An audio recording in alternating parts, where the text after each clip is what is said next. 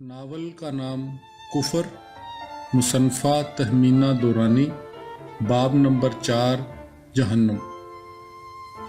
خانقاہ کے ارد گرد آوارہ کتوں کا پڑاؤ تھا جو دن بھر زبانیں لٹکائے ٹکڑوں کی تلاش میں مارے مارے پھرا کرتے۔ آبادی کی گلیاں کتوں اور ایسے بیکاریوں سے بری رہتی تھی جو انہی جیسے حالات میں زندہ رہتے ہوئے بھی انہیں حقارت کی نظروں سے دیکھا کرتے تھے۔ ہر دو لاغر اور مریل زی روحوں کی صبح و شام کا آغاز اور اختتام گالیوں، ڈنڈوں اور پتھروں کی زبان میں ہوا کرتا۔ یہاں بے گھر بھکمنگوں کو بار بار مزار سے باہر دھکیلے جانے اور کتوں کو گلیوں سے بگائے رکھنے میں یکگنا مماثلت تھی۔ چند لمحوں کی بے دخلی کے بعد کتے دمیں دبائے اور بیکاری گدڑیاں سنبھالے دبکتے سرکتے ہوئے ایک بار پھر اپنی مخصوص نشست گاہوں اور ٹھکانوں پہ جا پہنچتے۔ گانجا، افیون یا ہیروین کے نشے میں ڈوبے ہوئے ان لوگوں کے نزدیک مزار کا وسیع و عریض احاطہ گویا ماں کی گود تھا۔ تبرک، نیاز اور لنگر میں بٹتے ہوئے نان کے ٹکڑے نگلتے نگلتے وہ وہیں ڈھیر ہو رہتے تھے۔ نشے اور پیٹ پوجا کے علاوہ ان کا سارا وقت خانقاہ کے صدر دروازے پہ آتے جاتے زائرین کے سامنے کالے پیلے کشکول پھیلائے رکھنے میں صرف ہوتا تھا۔ خانقاہ کی زندگی اسی چکر کا نام تھا۔ پیر سائیں کی کتیا نے جول بھر بچے دیے، اگرچہ وہ اپنی پوت سے اتنا ہی مختلف تھی جتنا اس کا مالک اپنی اولاد سے۔ وہ اس کتے کے پس ماندگان میں سے تھی جسے اس نے بچپن میں پالا تھا اور پھر اس کی نسل کا یوں تحفظ کیا جیسے کوئی اپنے حسب نسب کا کرتا ہے۔ جھلسا دینے والی تپش اور گرمی کے بعد آنے والی شدید سردی کا مقابلہ کوئی آسان کام نہ تھا۔ میرے خاوند نے پلوں کو اسٹور کے عقب میں ایک گرم اور آرام دہ کمرے میں منتقل کر دیا۔ ہر شام خوابگاہ میں واپسی سے پہلے ہر پلے کو ٹٹولنا، دیکھنا، بالنا، چومنا اور چاٹنا اس کا معمول ہو گیا۔ وہ اکثر انہیں پیار کے ساتھ اپنے بدن سے لگائے ہوئے نظر آتا۔ کمرے کی روشنیاں گل کیے کھڑکی کے پردوں میں سے جھانکتے ہوئے میں سوچا کرتی، وہ مجھ پہ تو کبھی ایسا مہربان نہ ہوا تھا۔ اس نے میری کوتاہیوں اور بھول چوک سے تو کبھی چشم پوشی نہ کی تھی۔ یہ سوچتے سوچتے میں چکرا جاتی۔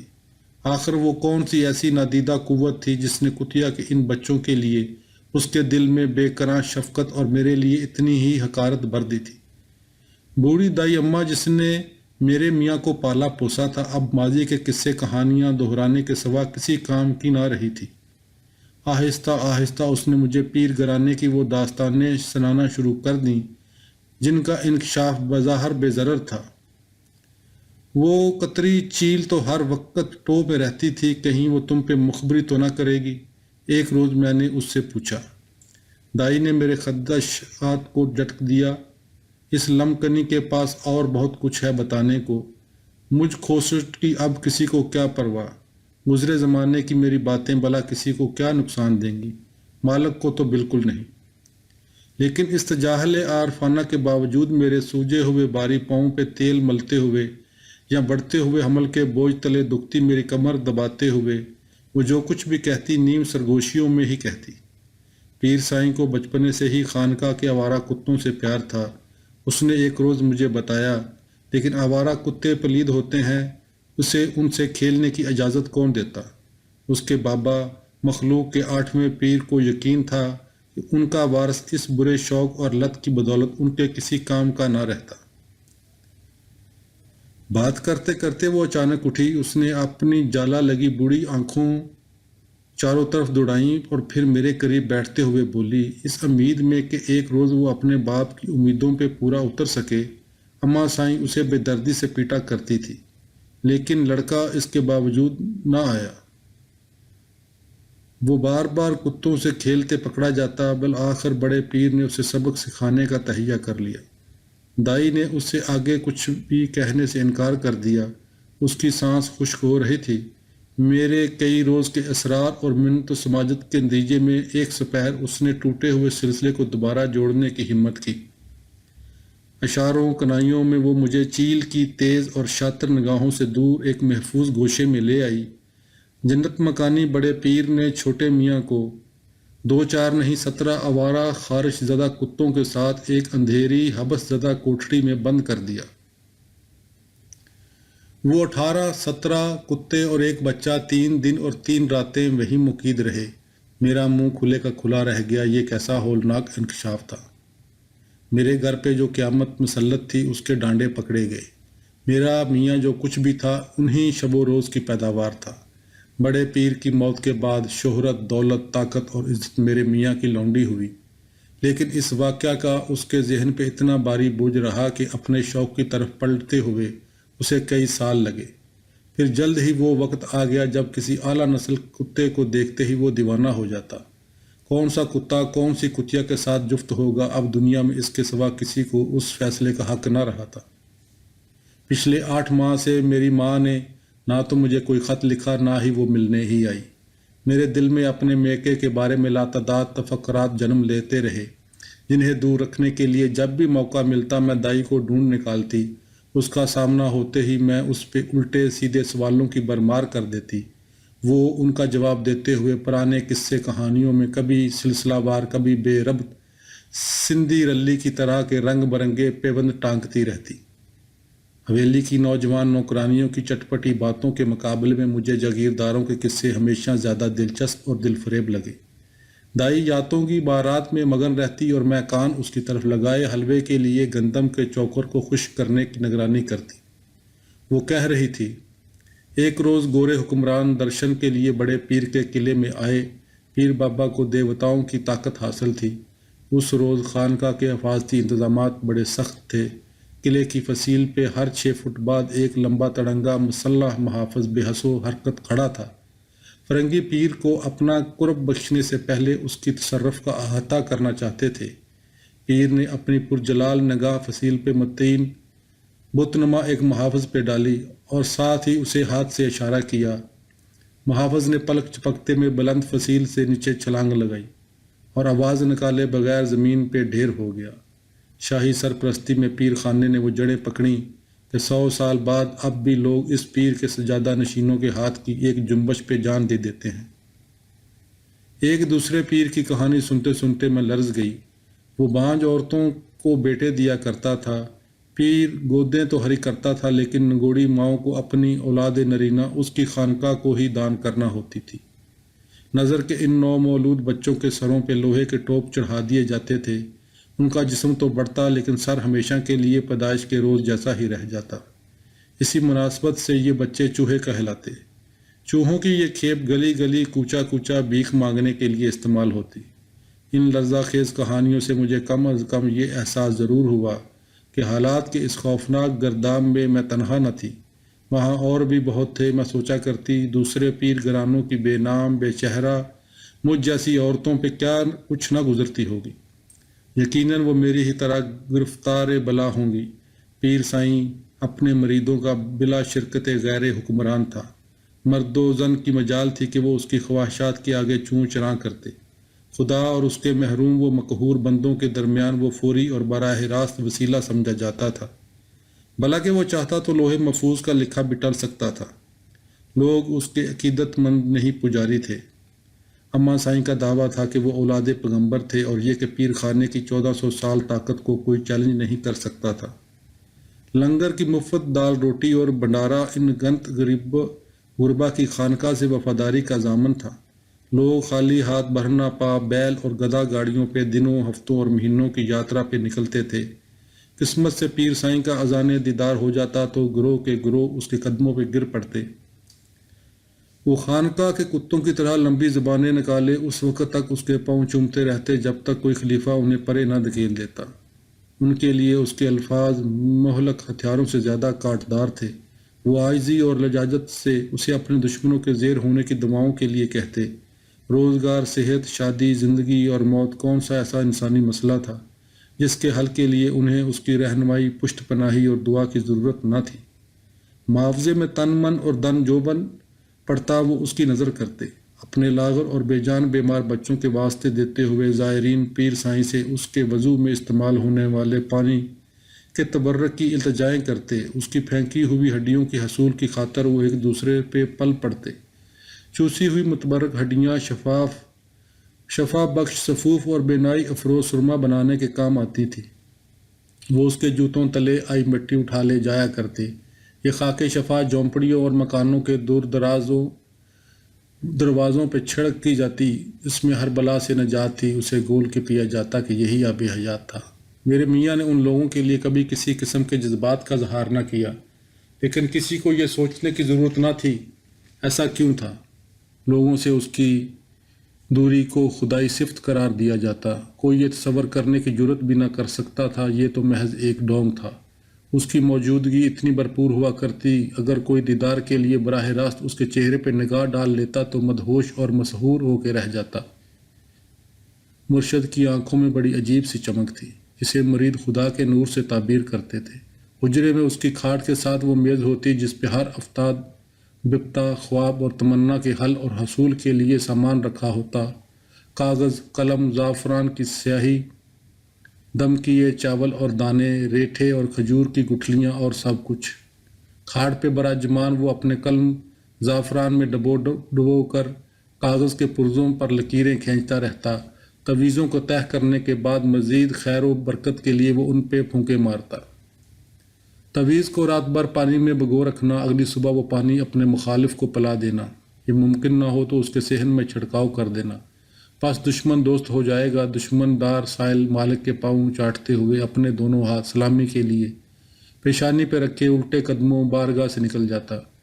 چینی پہ پھونک مارتے ہوئے پیر سائیں دوسرے سائل کو کہتا، آج رات اپنے مالک کی چائے میں یہ چینی پہ ڈال دینا، صبح کو تمہاری تنخواہ بڑھ جائے گی۔ اگلے سائل کے چہرے پہ وہ تھو تھو کرتے تھوکتے ہوئے اسے سرطان سے شفا کی خوشخبری دے رہا ہوتا۔ میرے میاں کی ناکام دعاؤں کا بھی جواز ہوتا تھا، مثلا یہ کہ تمنا فوری پوری نہ ہونے میں اس سے کہیں بڑی بہتری پوشیدہ ہوگی۔ کبھی جب امید بر آنے کا انتظار طویل تر ہو جاتا تو وہ نہ چاہتے ہوئے بھی سائل پہ خدا کی اس ناراضگی کا راز کھول دیتا۔ خدا کو راضی کرنے کا طریقہ اکثر لمبا اور بہت مہنگا ہوتا، اگر اس سے گزرنے کے باوجود کوئی صورت نہ بنتی تو وہ حتمی فتویٰ دیتا کہ خدا تمہارے صبر اور ہمت کا امتحان لے رہا ہے، تمہیں اگلے جہان اس کا انعام ملے گا۔ اگر وہ کسی مریض سے ناخوشی کا اظہار کر دیتا تو اس کی دنیا جہان اندھیر ہو جاتی اور وہ اس کی رضا تک اس کے درکا ہی ہو رہتا۔ پیر سائیں کے مائل با کرم ہونے میں ہفتے، مہینے اور سال لگ سکتے تھے۔ خدا کی رضا اس کی رضا اور ناراضگی اس کی ناراضگی میں تھی۔ اثر و رسوخ والے عمرہ بھی عوام ہی کی طرح اس کے چوکھٹ پہ بیٹھنا باعث سعادت سمجھتے تھے۔ فرتے عقیدت میں اس کے پاؤں اور پنڈلیاں دباتے ہوئے وہ بڑے بڑے تجارتی سودوں، کروڑوں کے ٹھیکوں اور بھاری مالیت کے لائسنس اور پرمٹوں کے حصول کے لیے اس کی روحانی منظوری کے طالب رہا کرتے۔ اپنے شب و روز کی حاضری میں وہ اسے ان معاملات کی تازہ ترین صورتحال سے باخبر رکھتے تاکہ اس کی نظر کرم ہر لمحے ان کی حاجتوں کا احاطہ کیے رکھے۔ تمنائیں پوری ہونے پہ وہ اس کے لیے گراں قدر تحائف اور سیم و زر سے بڑے بریف کیس لے آ پہنچتے۔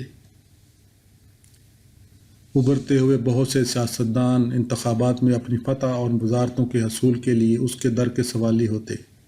پیر سائیں کا اثر و رسوخ اپنے علاقے تک محدود نہ تھا، بلکہ ملک کے کونے کونے میں اس کے حلقے تھے۔ مریدوں کا سلسلہ دور افتادہ جنگلوں، پہاڑی اور صحرائی علاقوں تک پھیلا ہوا تھا۔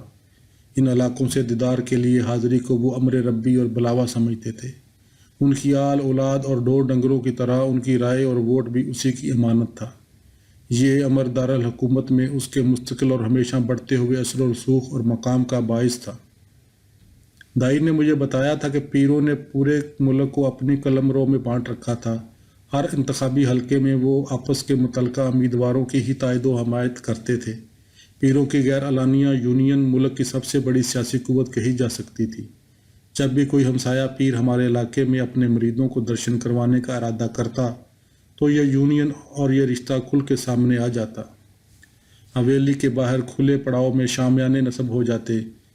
گاؤں کی گلیوں اور کوڑے کرکٹ کے ڈھیروں پہ چگتی مرغیاں یوں غائب ہونا شروع ہوتی جیسے وہاں بلاؤں کا گزر ہو رہا ہو۔ ہر ڈبہ خالی ہو جاتا، ہر کھیت چھان مارا جاتا، یہاں تک کہ حویلی کے دالان میں بھی نوکرانیوں مرغیوں پہ پل پڑتی اور اللہ اکبر کے نعرے کے ساتھ قابو آئے ہر پرندے کی گردن کٹ جاتی۔ چڑھاووں کے بکرے دڑا دڑ ذبح ہوتے اور کئی گائے بھینسوں کی کھال غریب غربا کے کھاجے کے لیے اتر جاتی۔ فضا میں ایک طرف گوشت اور لہو کی بو رچی بسی ہوتی تو دوسری طرف بادام اور کش کشمش کے دم دیے ہوئے زردے کے تھال اتر رہے ہوتے۔ معزز مہمان کی آمد سے ذرا پہلے پیر سائیں اللہ پاک کے 99 اسماء حسنہ کی کڑھائی والے چادر اپنے چوڑے چکلے شانوں پہ ڈالے نمودار ہوتا، کسی شہنشاہ کی طرح اس کے سر پہ کالی پگڑی کا تاج سجا ہوتا۔ بےتابی، تجسس اور شوق کے اس عالم میں یوں لگتا جیسے کوئی دیوتا کسی دوسرے دیوتا کے استقبال کو نکل رہا تھا۔ ہجوم مزار کی سمت یلغار کرتے ہر دیہاتی پیر سائیں کے تقدس مآب مہمان پہ عقیدت کے پھول نچھاور کرنے کے لیے اپنی باری کا منتظر ہوتا۔ خادمائیں حویلی کے جان لیوا کام کاج سے چند لمحے نکال کے ایک اور بابرکت ہستی کے پاؤں چھونے کو لپک آتی۔ پوجا پاٹ کا روپ دار کے اظہار عقیدت سے فراغت کے بعد مہمان پیر انواع و اقسام کے مرغن کھانوں پہ پل پڑتا۔ خورد و نوش کے بعد حجرے میں قدم رنجا فرمایا جاتا، جہاں بستر پہ نیم دراز ہو کے اپنی بزرگی کے بوجھ تلے دبے خاص مریدوں کے دکھ سکھ سنے جاتے۔ یہ مریدان خاص اپنے پیر کی دعاؤں اور اس کے تحریر کردہ تیر با ہدف تویزوں کے طالب تو ہوتے ہی، وہ اس کے وسیلے سے میرے میاں کی نگاہ کرم کے بھی خواستگار ہوتے۔ رسہ گیروں کے ہاتھ چڑھی کسی غریب کسان کی گائے کی واپسی، اجناس کے سود میں پھنسی ہوئی رقم کی بازیابی، جہیز لینے دینے کے جھگڑے اور تنازع، اور چھوکریوں کی اغوا اور زنا کی فریادیں، حجرے کی کچہری میں سال بھر کے سب ہی مسائل پیش ہوتے، اور مہمان پیر ان کے حل کے لیے دعا اور دوا دارو کرتا۔ دورے کے اختتام پہ گلوگیر دہقانوں کے ہجوم مہمان پیر کی تحائف سے لدی پھندی ان گاڑیوں کے قافلے کو الوداع کہہ رہے ہوتے، جو اپنے عقب میں سوائے گرد و غبار اور بڑی ہوئی غربت اور جہالت کے اور کچھ نہ چھوڑتا۔ پیر سائیں بلا تفریق ہر دوسرے پیر کو عزت اور احترام سے یاد کرتا تھا۔ یہی دوسروں کا وتیرہ تھا۔ ان میں سے کسی کو کسی دوسرے سے نہ کبھی کوئی گلہ ہوا نہ شکایت۔ وہ سب اس نظام کے ستون تھے جو ان کے بقول دنیا کو تھامے ہوئے ہیں۔ پیروں کا گروہ صدیوں سے اس احساس سے سرشار چلا آ رہا تھا کہ اس نظام کی بقا اور مضبوطی ان کے آپس کے اتحاد، اتفاق اور باہمی عزت و احترام میں ہی تھی۔ صاحبان اقتدار پیر سائیں سے تتروں اور جنگلی سور کے شکار کی فرمائش اکثر کیا کرتے، جس کے دوران وہ خانقاہ کے مہمان ہوتے۔ ان مواقع پر بھی گاؤں میں مرغیوں اور بکریوں کی نسل کشی ہو جاتی۔ فضا میں ایک بار پھر گوشت اور لہو کی بو رچ بس جاتی۔ بندوقچیوں سے بری جیپیں اس شکار کی تلاش میں ہر سو فراٹے برنے لگتی، جو فضا اور زمین میں فرار اور پناہ کی راہیں ڈھونڈ رہا ہوتا۔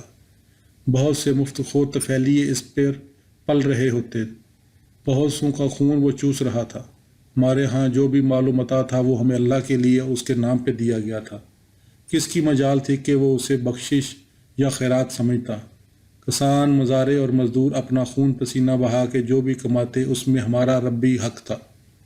فصل اٹھانے سے پہلے وہ اس دانے دانے کو ہمارے حوالے کر دیتے جس پہ ہماری مہر ہوتی تھی۔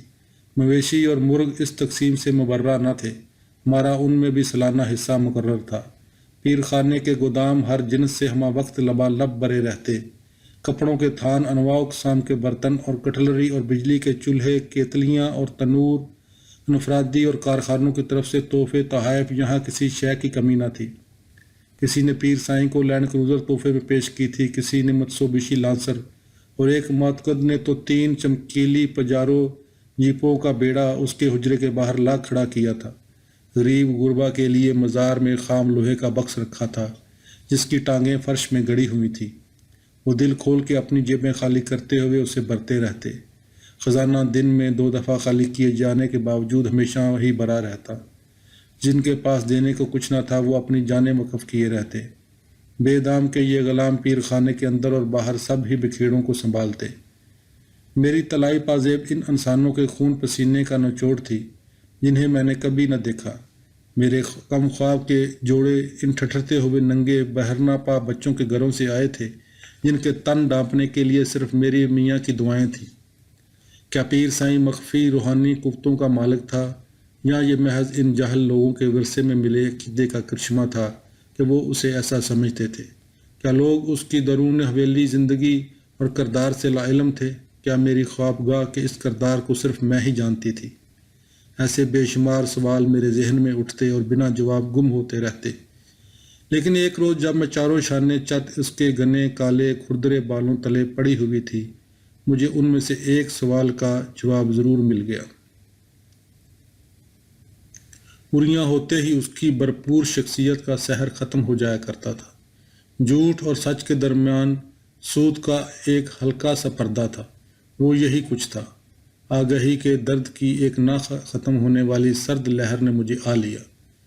اماں سائیں دن کا ایک حصہ سرکش درخت کے سائے تلے براجمان رہا کرتی، جہاں دکھیا عورتیں جوک در جوک پہنچ کے اپنے درد و الم بیان کرتی۔ مجھے اس کی حاضری اور قرب میں بیٹھے رہنے کا حکم تو تھا، لیکن میں غیر ہونے کی وجہ سے تویز داغا کرنے کا اختیار نہ رکھتی۔ یہ اعزاز تو پیروں کی مقدس نسل کے کسی خاص فرد کو ہی وراثت میں ملتا تھا۔ اماں سائیں کاغذ کے پرزوں پہ زعفران کی سیاہی کے ساتھ ناقابل شناخت حروف اور لکیریں کھینچتی رہتی، اور میں ان سوچوں میں کھوئی رہتی، کیا اللہ کی توجہ صرف انہی لکیروں کی وساطت سے مل سکتی تھی؟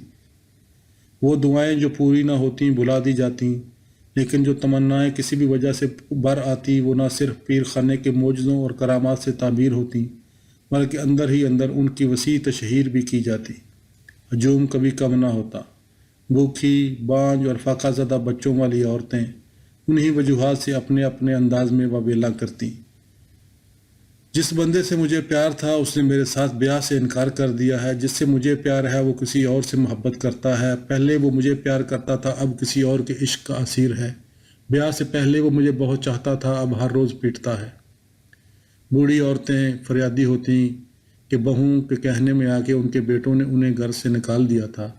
بہویں اپنے داد رسی چاہتی کہ ساسوں کے کہنے پہ ان کے شوہروں نے انہیں دھکے دے کے گھروں سے بے دخل کر دیا تھا۔ کالے جادو کا چلن اتنا عام تھا کہ ہر عورت اپنے مصائب کا باعث اسے ہی سمجھتی۔ سوئیوں سے اٹے پتلوں کو جو عاملوں کی نشاندہی پہ عموماً زمین سے برآمد ہوتے، دل کی دوروں مرگی اور سرطان جیسے مہلک امراض کا باعث سمجھا جاتا۔ گھروں کی دیواروں میں نصب کیل ان کے رزق و روزگار کی بندش کا سبب گنے جاتے۔ گھروں کے دروازوں میں اڑسے سیما کے تکلوں کی بدولت خاوند اپنی بیویوں پہ اتنا تشدد کرتے کہ وہ ہسپتالوں میں پہنچ جاتی۔ مرغوں کی کٹی ہوئی گردنیں کسی تکیے سے برآمد ہونے کا مطلب یہ تھا کہ اس گھر کے بچے ہلاک ہونے کو تھے۔ اماں سائیں ان شیطانی اعمال کے تدارک کی تدابیر بتاتی اور ان کا شکار اس عمل کے لیے اپنی بساط سے بہت بڑھ چڑھ کے دان کرتا۔ میں ان لوگوں کے ہاتھ روکنا چاہتی تھی، لیکن مجھ میں اتنی جرت کہاں تھی۔ ہاں، میں یہ ضرور محسوس کرتی تھی کہ ان میں سے ہر عورت دوسری سے مشابہ تھی، اور وہ سب ہی مجھ سے ملتی جلتی تھیں۔ انہی دنوں یہ سن کے میں حیران اور شدر رہ گئی۔ پیر سائیں کی اس مملکت میں کوئی باغی بھی تھا، اور وہ بھی ایک عورت۔ عورتیں اکثر ایک دوسری کو تارا کے نام سے طعن و تشنیع کیا کرتی۔ تم اپنے آپ کو کیا سمجھتی ہو تارا؟ ایک دوسری کو ڈانٹتی اور دوسری تڑاک سے جواب دیتی۔ اگر میں تارا ہوتی تو تمہارا کلیجہ کتوں کو نہ ڈال دیتی۔ ہر کوئی تارا ہونا چاہتی تھی، لیکن کسی میں بھی اتنی جرت نہ تھی۔ دائی نے مجھے اس کی کہانی سنائی۔ اگرچہ تارا بچپن میں گونگی ہو گئی تھی، لیکن جوانی اس کی قیامت کی ہوئی۔ وہ ملائم ترین سنگ مرمر کی طرح زردی مائل تھی۔ اس کا بدن کسی ناخن کی طرح لچکیلا گویا ہڈیوں کے بغیر تھا۔ جب وہ بل کھاتی لہراتی چلتی تو مرد بھیڑ بکریوں کے ریوڑ کی طرح اس کا پیچھا کرتے۔ وہ موڑ کاٹتی تو وہ جھول جاتے۔ جب وہ رکتی تو ہجوم رک جاتے۔ وہ مستانہ اور دل پھینک انداز میں ہر ایک پر نگاہوں کی بجلیاں گراتی، لیکن کسی میں کبھی اتنی جرت نہ ہوئی کہ آگے بڑھ کے اسے تھام لیتا۔ میرا تجسس بڑھتا گیا۔ اللہ کا شکر ہے اس نے داستان جاری رکھی۔ جب تارا کا سامنا ایک چھوٹے زمیندار سے ہوا تو پیار پھوٹ پڑا۔ یہ معجزہ ہی تو تھا کہ اس کی گود بھی ہری ہوئی اور گنگ زبان بھی چل پڑی، لیکن اس کا محبوب اس سے شادی نہیں کر سکتا تھا۔ اس کی اپنی چچا ذات سے منگنی ہو چکی تھی۔ پیار بالآخر ذلت میں بدل گیا۔ مغرور تارا نے ہر شناسہ کی منت سماجت کی کہ وہ اس کے محبوب کو منا لائے، مگر بے سود۔ اسے کہنا میں اس کی دوسری بیوی بننے کو تیار ہوں، اسے کہنا میں اس کی دلہن کی باندی بن کے اس کی چاکری کروں گی، اسے بتانا وہ میری نظروں سے اوجھل نہ ہو، میں اس کے بغیر جی نہ سکوں گی۔ لیکن اس کے محبوب نے، جو اپنے بیاہ پہ مسرور شاداں تھا، اسے کسی پرانی کہانی کی طرح بلا دیا۔ دائی نے میرے قریب سرکتے ہوئے کہا۔ ایسے ہی کسی پیغام اور التجا کے جواب میں اس نے قہقہ لگاتے ہوئے بڑی بے شرمی سے جواب دیا، اب باقی عورتوں کو دوسرے مردوں کے لیے چھوڑ دینے کا وقت ہے۔ جب تارا نے یہ بات سنی تو وہ زاروں قطار رو دی اور اس وقت تک بلاتی رہی جب تک اس کے آنسوؤں نے اس کے دل میں بڑے پیار کے ذخیرے کو آگ نہیں لگا دی۔ آنسو انتقام کے لاوے کی صورت اختیار کر گئے تھے۔ اپنے مشترکہ گناہ کا بوجھ اپنے حمل گروانے کے بعد وہ بدلہ لینے کو اٹھ کھڑی ہوئی۔ گاؤں والے اپنے کام کاج چھوڑ کر بپھری ہوئی شیرنی کے تعاقب میں اس کے گھر تک جا پہنچے۔ بے وفا محبوب کے دروازے پہ کھڑے کھڑے تارا نے اسے للکارا۔ دائی کی آواز بلند ہو گئی، چوہے مرد بنو اور باہر نکلو، آؤ آج میرا اسی طرح سامنا کرو جیسے میرے بستر میں کیا کرتے تھے۔ دروازہ چرچرایا اور دلہا باہر نکلا۔ مجمع نے اپنی سانس روک لی۔ اس کی جھلک پاتے ہوئے تارا کو دل کی دھڑکن ایک لمحے کے لیے رکتی ہوئی محسوس ہوئی تھی، لیکن ساتھ ہی درد کی ایک ظالم لہر نے اس کے پورے وجود کو جکڑ لیا۔ اب وہ کسی اور عورت کا مرد تھا۔ اس کے بھائیوں نے اسے ڈرا کر بھگانے کے لیے اس کے گرد گھیرا ڈالا، لیکن ٹانگیں پسارے، پاؤں سختی سے زمین پر جمائے، ایک ہاتھ کولہے اور دوسرے اپنی پتلی کمر کے گرد بندی پوٹلی پہ رکھے کھڑی نڈر شیرنی آج سارے ادار چکانے آئی تھی۔ مردوں کا ایک گروہ بزدل بگوڑے کو تحفظ دینے آگے بڑھا۔ تارا کے گرد مجمع بڑھتا گیا۔ اللہ کے نزدیک تو اپنے اعمال کا ذمہ دار ہے، میں تجھے اس کی یاد دہانی اور اپنا حساب بے باک کرنے آئی ہوں۔ ایک طاقتور مرد کمزور پڑ گیا تھا، لیکن ایک کمزور عورت طاقت پکڑ گئی تھی۔ وہ دونوں اس طرح آمنے سامنے کھڑے تھے جیسے سیاہی اور سفیدی، حق اور باطل متحارب ہوتے ہیں۔ رشتے آسمانوں پہ طے ہوتے ہیں۔ میں اب شادی شدہ ہوں، مجھے چھوڑ جا کسی اور کو ڈھونڈ لے، جفاکار محبوب نے حقارت سے تھوکا۔ لوگوں کی نظریں اسے چھوڑ تارا پر جم گئیں۔ دائی نے میرے تجسس کی آگ کو تیز کرنے کے لیے لمحہ بھر کو توقف کیا اور پھر گویا ہوئی۔ غصے میں تارا نے کمر میں اڑتی ہوئی پوٹلی ہاتھ میں ڈالا۔ اس کا بازو ایک لمحے کو گٹھڑی میں گم ہوا، پھر بلند ہوا اور ساتھ ہی سرخ گوشت کے لوتھڑے بجلی کی طرح فضا میں لہرائے۔ لہو کی گاڑی غلاظت اس کے بے وفا محبوب اور اس کے بھائیوں کے چہرے پہ تھپے جانے کے بعد پھسلنا شروع ہو گئی۔ تھو تھو کرتے وہ کبڑوں کے گروہ کی طرح آگے پیچھے ہوئے۔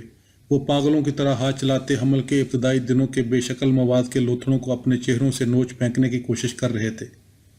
خوف اور حیرت سے میں نے اپنے ہاتھ منہ پہ رکھ لیے۔ تارا گرج رہی تھی، تم نے ایک عورت کے پیٹ میں بچہ پیدا کیا اور پھر بھول گئی یہ میرا ہے صرف اس لیے کہ یہ میرے اندر چھپا ہوا تھا۔ آؤ اب اس کے حصہ دار بنو، اس طرح جیسے تم نے اس کی تخلیق میں ساجھیداری کی تھی۔ اس کے بے وفا محبوب کا بھائی اس کا بازو پکڑتے ہوئے بولا، اس پاگل عورت نے ہماری بہت بے عزتی کر دی، آؤ چلو۔ اس کے لہجے میں شدت کی سختی تھی۔ تارا نے ایک قدم آگے بڑھایا، یہ ذلت اور رسوائی تمہارے بھائی کی اپنے نطفے سے تھی، جو اس کا ہے، میں وہی اسے لوٹا رہی ہوں۔ اگر اسی کا نام بے عزتی ہے تو پھر یہ ہم دونوں کی اکٹھے کیوں نہ ہو؟ اس گاؤں کے لوگوں کو یہ کہانی ہر مسافر کو سنانا ہوگی، اس کا جرم ہمیشہ کے لیے اس کے ماتھے پہ لکھا رہے گا۔ تارا یہ کہتے ہوئے لوک گیتوں کی دھنوں میں اتر گئی۔ میں بہت متاثر تھی اور بے تاب کہ اس عورت سے ملوں جو انصاف کے عدل تصور میں یوں گندی ہوئی تھی، لیکن دائی نے بتایا کہ اماں سائیں نہ کسی کو اس سے ملنے جلنے دیتی تھی اور نہ ہی تارا کو حویلی یا مزار کے اندر آنے کا اذن تھا۔ میں نے سوچا کہ کاش کالی میرے بجائے تارا جیسی ہوتی۔ تارا کے برعکس کچھ لوگ اسے ایسے بھی تھے جن کی مالک تک خصوصی رسائی تھی۔ کالی کا سسر بقول اس کا رازداں تھا۔ علاقے کا جگیردار بھی جو بڑا نامی بدماش رسا گیر اور ظالم تھا، اسے بڑا عزیز تھا۔ جب بھی کوئی جوان عورت اچانک سراغ نہ چھوڑتے ہوئے غائب ہو جاتی تو جگیردار کا نام ضرور سننے میں آتا۔ لیکن موت کا خوف ایسی بلا تھی کہ ایسے واقعات چند ہی دنوں میں بھلا دیے جاتے۔ اگرچہ ان وقوعوں میں میرے خاوند کی شرکت کا کوئی تذکرہ نہ ہوتا تھا، لیکن مجھے ایسے ہر واقعے میں ہلکے زلزلے کی طرح اس کے وجود کی تھرتھراہٹ محسوس ہوتی۔ میں نے یہ بھی دیکھا کہ حویلی میں آنے والی ہر نئی لڑکی بہت جلد غائب ہو جاتی۔ ادھر میرے پوچھنے پہ کوئی جواب دینے کو تیار نہ ہوتا، نہ کبھی چیل ایسے معاملوں میں مالک کی اطلاع کے لیے دلچسپی لیتی دکھائی دیتی۔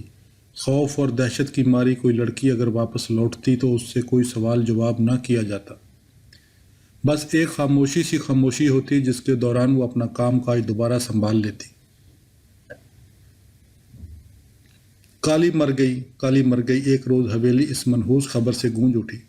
اندر سے بالکل خالی، میں نے ایک عجیب سی لاتعلقی کا روپ دارے رکھا۔ سب ہی یہ کہہ رہے تھے کہ وہ زچگی کے دوران مر گئی، لیکن مجھے اس دبا دی گئی افواہ پہ یقین تھا۔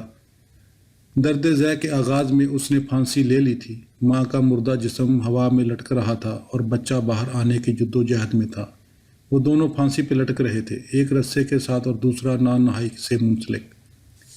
غم کی کالی سیاہ گٹا میرے اندر امڈ آئی۔ ماں نے ابھی تک مجھے کوئی خط نہ لکھا تھا، وہ ایسی تو نہ تھی۔ اگرچہ مجھے احساس تو تھا کہ اسے جان بوجھ کے مجھ سے دور رکھا جا رہا تھا، لیکن کالی کی موت مجھے یوں کھائے جا رہی تھی کہ مجھے ماں کی شفقت اور سائے کی شدت سے ضرورت تھی۔ مجھے ایک بار پھر پیر سائیں سے پوچھنا چاہیے تھا۔ اس رات جب شیطان میرے قریب آ رہا تھا، میں نے ہمت کر کے اس سے پوچھا، کیا میری ماں نے میرے نام کوئی خط بھیجا ہے؟ میری بات ختم کرتے ہی وہ رک گیا۔ مجھے ایک پھنکار سنائی دی، تمہیں کس نے بتایا؟ کسی نے نہیں سائیں، میں نے بکھلاہٹ میں جواب دیا، لیکن بہت دیر ہو چکی تھی۔ دن کو روا رکھے جانے والا تشدد جب وہ لباس میں ہوتا، رات کی اس بربریت سے بہت مختلف ہوتا جب وہ نرنگ دڑنگ ہوتا تھا۔ یہ بالکل ہی دوسری قسم کا تشدد تھا۔ دل ہی دل میں نے سینکڑوں خطوط لکھ ڈالے۔ سب سے پیاری ماں، تم پیر سائیں کی اپنے خاندان میں آمد کو کتنا بڑا اعزاز سمجھتی تھی۔ ذرا یاد کرو، تم جائے نماز پہ بیٹھی خدا شکر ادا کرتے ہوئے کتنا روئی تھی۔ تمہارے کندھوں سے اس روز کتنا بڑا بوجھ اتر گیا تھا۔ جس روز میں بابل کی دہلیز پار کر آئی تھی، لیکن میں اپنا سب کچھ ساتھ ہی لے آئی تھی، جس میں سے واپس کرنے کے لیے اب میرے پاس کچھ بھی نہیں رہا۔ ماں، تم سجدہ ریز ہو کے خدا سے کہہ رہی تھی کہ اپنی عظیم نعمتیں تم سے کہیں دور نہ کر دے۔ تم میری طرح کے اور بھی تجربے چاہتی تھی۔ اپنی دعائیں واپس لے لو ماں، انہیں واپس لے لو۔ مجھے پریوں والی روشنی اور کمکموں کی یاد آئی، اور پھر جب وہ بجھ گئی تو وہاں بھی اتنا ہی اندھیرا چھا گیا تھا جتنا میرے اس بستر پہ جو قبر کی طرح تھا۔ تصور ہی تصور میں خط لکھتے ہوئے، دل ہی دل میں منہ بسورتے ہوئے، پاگل عورتوں کی نگرانی کرتے کرتے اور کالی کی یادوں میں ڈوبے ہوئے، میں نے چھٹکی، ننھی اور بائی کو بھی خطوط لکھے۔ ان سب کے ماں کی اجازت سے اپنا زیادہ سے زیادہ وقت میرے پاس گزارنے کے منصوبے درے کے درے رہ گئے تھے۔ چھوٹی بہنوں، اگر تم یہاں آؤ تو ہنسنا بھول جاؤ گی، اور بائی، میرے پیارے بائی، جب میں گھر چھوڑ رہی تھی تو تم نے ہی تو کہا تھا، آپا اگر تمہارا خاوند تم سے اچھا سلوک نہ کرے تو مجھے بتانا۔ یہ کبھی نہ سوچنا کہ تم اکیلی ہو اور تمہیں کوئی پناہ نہ دے گا۔ میں تم پہ ہنس دی تھی اور میں نے تم سے پوچھا تھا، بھلا تم کیا کر لو گے؟ تو تمہارا سینہ تن گیا تھا اور تم نے اپنے دبلے پتلے بازوؤں کے مسل دکھاتے ہوئے کہا تھا، میں اسے اپنے نہتے ہاتھوں سے قتل کر دوں گا۔ سب سے پیارے بھائی، تم مجھے بچانے کی کوشش میں صرف اپنی ہی جان کھو بیٹھو گے۔ بہار کا موسم تھا، میرے پیٹ کا بچہ ہلتے جلتے گویا نئے موسم کو خوش آمدید کہہ رہا تھا۔ حویلی کی ان دیواروں کے ساتھ جو ہمیں محدود رکھتی تھی، میں نے جو بیج بوئے تھے چھوٹے چھوٹے پیلے پھولوں میں بدل گئے۔ یہ نظارہ مجھے اپنے گھر کے لیے بے قرار کر دیتا۔ ماں کی بالکونی کے گملوں میں بھی پھول کھل گئے ہوں گے، اس کے گلدانوں میں گلاب اور جوڑے میں چنبیلی ہوگی۔ یہ سوچتے ہوئے کہ ہمارے بیاہ کی سالگرہ آئی اور یوں گزر گئی کہ مجھے اس کا احساس تک نہ ہوا۔ میرا جی چاہا میں چلا اٹھوں۔ اس بد قسمت دن نے میرے ماضی کو ملیا میٹ کر ڈالا تھا۔ رہا مستقبل تو وہ اس روز جیسے سرے سے قلم ہو گیا تھا، اس قبر کی طرح جس پہ کوئی کتبہ نہ ہو۔ مجھے بچے کا خیال آنا تھا۔ بہار کا موسم بھی جیسے دم توڑ گیا۔ وہ میرا بچہ کہاں تھا؟ مجھے تو لوگوں کے لیے ایک اور دیوتا کو جنم دینا تھا۔ چیل جیسے غوطہ لگاتی ہوئی میری طرف بڑھی۔ میں نے آنسو پونچھ ڈالے۔ میرا رونا اس نے پہلی بار نہ دیکھا تھا۔ اس رات جب پیر سائی نے مجھ سے پوچھا، تم کالی کے لیے کیوں روتی ہو، تو گٹا گٹا اور گرم رہنے والا کمرہ برف خانہ ہو گیا۔ وہ جانتا تھا مجھ پہ کالی کے ساتھ ناجائز تعلقات کا شبہ کیا جا رہا تھا۔ اس کی دہشت کے بوجھ تلے دبے ہوئے مجھے لگا جیسے یہ واقعہ درست تھا۔ میرا لہجہ جرم کی تصدیق کر رہا تھا، میرا جواب مدافعانہ اور اقرار جرم کے مترادف تھا۔ کالی کے پیٹ میں کس کا بچہ تھا؟ وہ داڑا اس خوف اور بوکھلاہٹ میں کہ وہ بچے کو میرے نطفے سے بھی سمجھ سکتا تھا۔ میرے منہ سے فوراً اس کے سسر کا نام نکل گیا۔ سائیں کالی کے شوہر نے اس سے شادی اپنے بڈھے سسر کی عیاشی کے لیے کی تھی، لیکن یہ کہتے ہوئے میں نے کالی سے اپنے تعلقات اور قربت کی تصدیق کر دی تھی۔ وہ مزید جاننا چاہتا تھا۔ میں مزید کچھ بتا کے کالی سے کیا ہوا ایک اور وعدہ نہ توڑتی، لیکن جب اس کا فولادی ہاتھ खंजर की तरह मेरी गर्दन पर पड़ा तो एक और कूलो करार टूट गया। मेरी गर्दन उसके पंजे में थी, वो उसे मरोड़ते हुए मेरे अहदोपैमान तड़वा रहा था।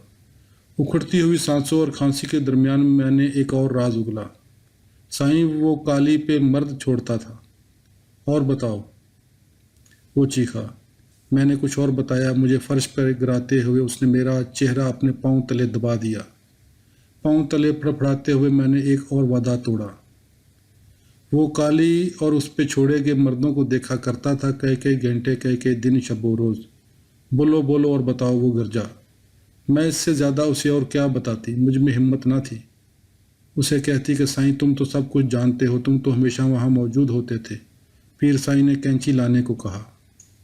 वो कुर्सी पे बैठ गया। मुझे टांगों में गिरा के उसने मेरी कनपटियाँ अपने घुटनों में दबा ली। मेरी आंखें छत की तरफ उबल रही थी। वक्त कैंची के कुतरने की आवाज़ में मुंजमद होकर रह गया। वो उस्तरे के लिए चलाया। वक्त उस्तरे की आवाज़ में ठहर गया। उस्तरा मेरी खोपड़ी के आर पार चला, फिर पेशानी और उबरुओं पे। कमरे में चत पड़ी पड़े मैंने उसे आतिफशान लावे की तरह अपने ऊपर आते देखा। मैं फर्श पे दराज, मेरा पेट बड़ा हुआ और उसके अंदर टांगे चलाता मेरा बच्चा। उसके ऊपर नाजल होता हुआ उसका बाप। पीर साईं रात दिन में और दिन रात में बदल जाता। अगली रात से पहले एक और आग उगलता दिन, रोशनी अंधेरे और अंधेरा रोशनी में बदलता रहा। मेरा बच्चा उसके धक्कों की मज़ाहमत करता, दोनों में कोई भी नहीं थकता। वो अभी मेरे अंदर ही था कि बच्चा बाहर आना शुरू हुआ। उसे ये जानने के लिए एक उम्र लगी थी। मुझे तनबीह की गई थी, तुम्हारी आवाज़ इस कमरे की दीवारों से बाहर न जाने पाए। दर्द मुझे खा रहा था, मैं दर्द को पी रही थी। मेरे अपनी दुश्मन नौकरानियों के बाजू और हाथ बिंचे काटते और नोचते हुए मेरे बच्चे ने इस दुनिया में आंख खोली और मैंने सुकून से आंखें बंद कर ली। मैंने ख्वाब में माँ को अपने ऊपर झुके हुए पाया। वो प्यार से मेरे सर पे हाथ फेर रही थी। उसकी उंगलियां मेरे अब्रुओं और मेरे आंखों के गढ़ों को महसूस करती हुई उनके स्याह हलकों पर चल रही थी। वो उभरे हुए मेरे रखसार की इन हड्डियों को छू रही थी जो मेरे गालों के गढ़ों में उतर रही थी।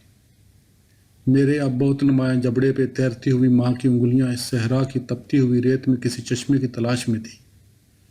माँ ने मेरा चेहरा अपने दोनों हाथों में थाम लिया और अब फिर अपना गाल मेरे गाल के साथ मिला दिया। मुझे उसके गरम गरम आंसू अपने वजूद में दाखिल होते हुए महसूस हुए। कभी वो मुझे चमचे से खिला रही होती, कभी ठंडी पट्टियाँ मेरी पेशानी पर रख रही होती, फिर वो मेरे सपने से बहुत दूर आगे निकल जाती और मैं उसे दिल ही दिल में ख़त लिखती। सबसे प्यारी माँ, तुम्हें यकीन था कि बाबा मुझे यहाँ भेजने पर राज़ी हो जाते? बाबा, क्या ये सच है? माँ, मेरे पास आ जाओ, आओ देखो उसने मेरे साथ क्या किया है, देखो ये मेरे साथ क्या हो गया। माँ फिर लौट जाती। मैं जानती थी बहुत से मौसम आए और गए। ये सब कुछ मौसम बहार में शुरू हुआ था, लेकिन इसके बाद मुझे गर्मियों की तपश की बजाय सर्दियों की ठंड ने आ लिया था। जब मेरी निगाहें गुलदान के जर्द फूलों पर पड़ी तो मुझे एहसास हुआ कि यह तो कोई दूसरी बहार थी। सर सब्ज घास पे सुर्ख और गुलाबी फूलों के बिखरे हुए तख्ते, कपड़े पे प्रिंट हुए मुख्तलिफ रंगों और हर साइज के छोटे बड़े फूल और उनके ऊपर रखे दो हाथ, एक और ख्वाब। मैंने रुख दूसरी सिमत कर लिया। मज़ीद देखने की ख्वाहिश ने मुझे एक बार पीछे देखने पर मजबूर कर दिया। एक झुका हुआ सर एक औरत आगे की तरफ झुके हुए सर के साथ कुर्सी पर बैठी सो रही थी। उसने मक्खी उड़ाने के लिए उसे जंबश दी। माँ शिकस्तगी के शिकार एक और ख्वाब से बचने के लिए मैंने करवट बदली। मैं फिर उसकी तरफ बढ़ती और फिर मुंह मोड़ लेती। मेरा सर उस वक्त तक आगे और पीछे होता रहा जब तक मेरी आंखें उसके तस्वर पे जम न गईं। मेरी निगाहों के इर्तिकाज की कुव्वत ने उसे बेदार कर दिया। हाँ, वो माँ ही थी, सचमुच की माँ। मेरा बदन ऊपर और उसका नीचे हो रहा था, वही तो थी। मैं चीखी, मेरे बदन में कोई सुई सी चुभी। माँ की तस्वीर लहराई और फिर गायब हो गई। मेरी सेहत अमन और सुकून की जामन ना रही थी। मैंने खाना पीना छोड़ दिया। गोलियां मैं अपनी अंगिया में छुपा लेती और हर उस चीज़ से इनकार कर देती जो मुझे सेहतमंद करके एक बार फिर उसके हवाले कर सकती थी। माँ मुझे मेरी पहली हालत में वापस लाने की जिद करती। जान है तो जहान है, अगर तुम बीमार हो गई तो फिर सब कुछ खो दोगी, वो सरगोशी करती। क्या उसने मेरे मुंडे हुए बाल नहीं देखे थे? क्या उसने ज़ख्मों की खराशी नहीं देखी थी? क्या वो जानना ना चाहती थी कि मेरा बच्चा कैसे मरा था? माँ को समझना आसान न था। मैंने जब भी कोशिश की वो कहती, हूँ मेरी बच्ची, अल्लाह पे ईमान रखो। बार बार चूमते हुए मेरे और अपने आंसू साफ करते हुए उसने मुझे कभी भी میری بپتا سنانے نہ دی۔ ایک دن میں نے اسے بتایا، ماں مجھے گھر لے چلو، وہ پیر نہیں شیطان ہے۔ اس نے میرے منہ پہ ہاتھ رکھ دیا، میری بچی بات مت کرو، کوئی سن لے گا۔ میں خاموش ہو گئی۔ ماں میری واحد پناہ گاہ اور نجات دہندہ بھی خوفزدہ تھی۔ وہ بھی اسی طرح اس کے قبضے میں تھی جیسے دوسرے۔ پیر سائیں اندر داخل ہوا، میرا دل ڈوب گیا۔ یہ کیسی ہے؟ اس نے پوچھا۔ سائیں اللہ کے فضل سے اب وہ بہتر ہے، لیکن ابھی اسے مزید آرام چاہیے، ماں نے ڈری ڈری آواز میں کہا۔ وہ کرسی پہ بیٹھ گیا، بالکل ویسے ہی جیسے اس روز۔ میری جان نکل رہی تھی۔ جو اس نے کہا تھا وہ اس سے بھی بدتر تھا۔ تمہیں میری بیوی کی بیماری کی وجہ سے تکلیف ہوئی، تمہارے دوسرے بچوں کو تمہاری ضرورت ہے، اب وہ بہتر ہے، تم جا سکتی ہو۔ میرا دل ماں کے دل میں دھڑکا۔ اس نے فوراً کہا، اسے کوئی جلدی نہیں، بچوں کی دیکھ بھال ہو رہی تھی اور وہ بلا فکر یہاں مزید رہ سکتی تھی۔ پیشانی سے پسینہ پونچھتے ہوئے اس کا ہاتھ کانپ رہا تھا۔ خوف کی یہ نشانیاں پیر سائیں کے لیے کوئی نئی نہ تھیں۔ تم کب جاؤ گی؟ اس نے فیصلہ کن انداز میں پوچھا۔ ماں نے میری طرف دیکھا، میں نے دوسری طرف۔ سائیں، میں اس کی مکمل صحت یابی کا انتظار کروں گی، یہ تو ہل بھی نہیں سکتی، ابھی اس میں طاقت ہی نہیں۔ ماں کی آواز تھرا رہی تھی۔ وہ اٹھ کھڑا ہوا۔ کل تمہارا بیٹا تمہیں گھر لے جائے گا۔ کل بھائی کہاں تھا؟ میں نے تو اسے دیکھا بھی نہ تھا۔ میرا خاوند کمرے سے نکلا تو ماں سے لپٹ کے چلا اٹھی، خدا کے لیے مجھے اپنے ساتھ لے چلو، میں گھر جانا چاہتی ہوں۔ ماں پیچھے ہٹی۔ میری بچی، تمہیں یہ نہیں کہنا چاہیے، تم شادی شدہ عورت ہو، تمہیں کوئی ایسا قدم نہیں اٹھانا چاہیے جس سے میرا یہاں آنا ہی بند ہو جائے، سمجھ آئی؟ یہ میری سمجھ سے بالاتر تھا۔ بھائی کہاں ہے؟ وہ اندر کیوں نہیں آتا؟ میں نے پوچھا۔ تمہارا بچہ مردہ پیدا ہوا تو ہمیں یہاں بلایا گیا، بھائی تمہیں دیکھنا چاہتا تھا، تمہیں دیکھنے کے بعد وہ تمہیں شہر کے ہسپتال لے جانا چاہتا تھا۔ اس کی یہ سوچ ہم سب کے لیے خطرناک ہو سکتی تھی۔ میں نے اسے تمہارے معاملات میں مداخلت سے باز رہنے کو کہا، ماں نے جواباً کہا۔ سب سے سچے اور قابل یقین رشتے کتنے بے اعتبار ہیں، میں نے سوچا۔ کتوں کے درمیان کوئی اتحاد نہیں ہوتا، مکوڑوں کی ریڑھ کی ہڈی نہیں ہوتی اور کیڑوں کا کوئی کردار نہیں ہوتا۔ جب اپنے عزیز ترین لوگ بوجھ بن جائیں تو کمزور اور ضعیف لوگ انہیں کس طرح منجدار میں چھوڑ دیتے ہیں۔ میری ماں بے سہارا، بے آسرا بیوہ تھی۔ میرے خاوند کے خلاف کھڑے ہونے کے لیے اس کے پاس کوئی طاقت نہ تھی۔ وہ مجھے عدالت کے ذریعے واپس لے سکتی تھی، مگر اس میں اتنی ہمت اور جذبہ کہاں تھا۔ وہ خاندان کی ناک کی خاطر ہر سمجھوتا کرتی رہی تھی۔ سکینڈل اسے موت کے حوالے بھی کر سکتا تھا۔ وہ دروازے جو کسی بھی مرد کے لیے چوپٹ کھلتے تھے، عورتوں پہ بند تھے۔ اگر وہ بے عزت ہو گئی تو وہ معاشرہ جو اس کے عروج کا حاسد اور بیری تھا اس پہ پل پڑتا۔ تنہا وہ اس قابل نہ تھی کہ مجھے بچا سکتی، مروج نظام اس کی اجازت ہی نہ دیتا، نہ ہی اسے ان معاملات میں مداخلت کا کوئی حق تھا جو اب میرا مقدر ہو چکے تھے۔ میں جیون بھر کے لیے وقف ہو گئی تھی، وہ میرا مالک تھا۔ جس طرح ساحل پر سمندر کی موجوں کا جوش و جذبہ دم توڑ دیتا ہے، اسی طرح میری امیدوں نے اس وقت دم توڑ دیا جب ماں مجھے خدا حافظ کہنے آئی۔ ہم دونوں بستر پہ آمنے سامنے بیٹھی تھی۔ دو عورتوں نے اپنے کمزور اور لاغر ہاتھ ایک دوسرے کے ہاتھوں میں دیے، اکیلے بھی بے بس اور اکٹھے بھی بے بس۔ جب وہ بول رہی تھی میں اس احساس میں ڈوبی ہوئی تھی کہ کل اس وقت میں اس کی یہ آواز نہ سن سکوں گی۔ میں تمہیں اکیلا چھوڑ کے نہیں جا رہی، اللہ تمہارے ساتھ ہے۔ وہ رو پڑی۔